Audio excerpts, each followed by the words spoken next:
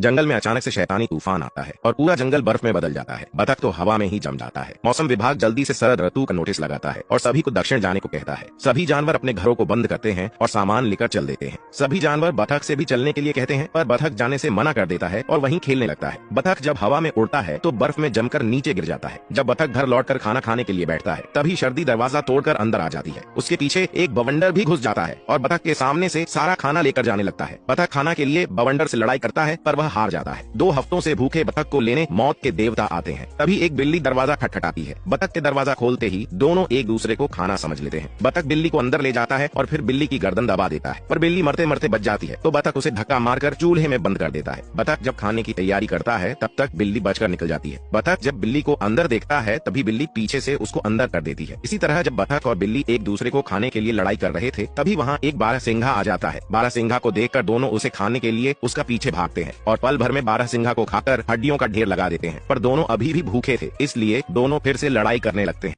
यह बतख सबसे तेज उड़ता है लेकिन लैंडिंग करने में बहुत ही कमजोर है, जिसके गिरने पर पास के जानवर उसका मजाक उड़ाते हैं। बतख उनके पास आकर नाराज हो जाता है, पर भालू के कहने पर वह फिर से उतरने की कोशिश करता है। बतख की लैंडिंग देख फोटो खींच रहे भालू और पेंगुइन फिर से हंसने लगते हैं। फिर उसे उसकी तस्वीर दिखाते हैं। बतख अपनी मजाक से भरी बेकार तस्वीरें देखता है और रोते हुए वहाँ से जाने लगता है। दोनों जानवर बतख को जाने से रोकते हैं और लैंडिंग करने में उसकी मदद करने के लिए जमीन में तेल डाल देते हैं। पूरी तैयारी होने के बाद बतख ऊपर से कूद जाता है, पर तेल में फिसलते हुए सामने बड़े पत्थर से टकरा जाता है। भालू खींची हुई तस्वीरें बतख को दिखाता है, जिसे देखने से पता चलता है कि सिर्फ ब्रेक में सुधार करने की जरूरत है। इस बार बतख छड़ी लेता है और पेंगुइन के आदेश पर बतख फिर से लैंडिंग करने की कोशिश करता है। वह नीचे आकर छड़ी से ब्रेक लगाता है पर फिर भी रुक नहीं पाता और नीचे घुस जाता है। अब बतख पैरासूट लेकर उतरता है और पैरासूट खोलकर आसानी से सॉफ्ट लैंडिंग कर लेता है। तभी एक आदमी जहाज से आता है और बतख से एक बार फिर से लैंडिंग करने को कहता है। आदमी कैमरा लेकर बतख की लैंडिंग का वीडियो बनाने लगता है। बतख की सॉफ्ट लैंडिंग से आदमी संतुष्ट नहीं होता है और उसे डांटकर गुस्से में वहाँ से चला जाता है, पर बतख को कुछ समझ नहीं आता है। बतख के दोस्त वहाँ आते हैं और उसके इनाम के तौर पर पानी से मछलियाँ पकड़ पकड़ कर उसके मुंह में डालते हैं। छोटे पेंगुइन के सोते समय उसके घर से पानी गिरने लगता है, क्योंकि बाहर एक विमान का धुआं पेंगुइन के घर को पिघला रहा था। अच्छा खासा घर पलक झपकते ही खंडहर बन जाता है। पेंगुइन गुस्सा होकर खुद ही घर बनाता है और जैसे ही अंदर जाता है वैसे ही विमान फिर से उसके घर को पिघला देता है। पेंगुइन गुस्से में पायलट के पास जाकर उसके जोर का मुक्का मारता है और उसे वहाँ उड़ने से मना करता है। फिर बर्फ का गोला बनाकर पायलट के मार देता है। कुछ देर बाद पायलट को फिर से उड़ान का काम मिलता है, लेकिन इस बार पेंगुइन एक रस्सी को विमान की पूंछ में बांध देता है। रस्सी से विमान का कपड़ा उतर जाता है और विमान उल्टा होकर पलट जाता है। पायलट को पैराशूट से कूदना पड़ता है, लेकिन उसके पास पैराशूट ही नहीं था। इधर पेंगुइन का बदला जारी था। वह इंटरनेट से एक ड्रोन खरीदकर पास में ही उड़ाना शुरू कर देता है। छोटे पेंगुइन का ड्रोन उड़ाना रडार पर दिखाई देता है। कमांडर को लगा कि दुश्मन का विमान आया है। उसने पायलट को जांच के लिए भेजा, फिर भी कमांडर को चैन नहीं मिला तो उसने सीधे एक मिसाइल दाग दी। अचानक पायलट के नीचे से एक मिसाइल ऊपर उठती है और पायलट को साथ लेकर उड़ जाती है। ड्रोन बहुत ही चालाक था, पर मिसाइल से बच नहीं पाया। छोटा पेंगुइन ड्रोन से कुछ मुश्किल करतब दिखाता है, जिसे मिसाइल कॉपी करने लगता है, लेकिन इससे तो पायलट को ही तकलीफ होती है। अचानक पेंगुइन को एक खतरनाक आइडिया आता है और वह ड्रोन को एयरबेस की तरफ ले जाता है, जिससे मिसाइल ड्रोन के पीछे जाकर एयरबेस को ही उड़ा देती है।